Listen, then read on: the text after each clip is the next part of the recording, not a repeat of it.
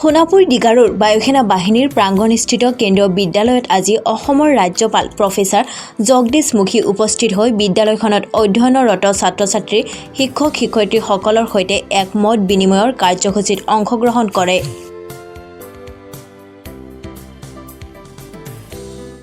Monitoring means not as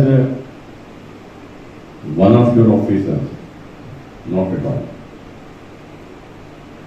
My role is mainly as a guardian of the institution.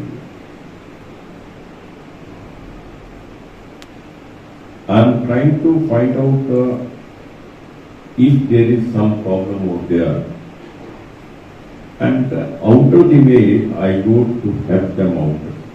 That is my main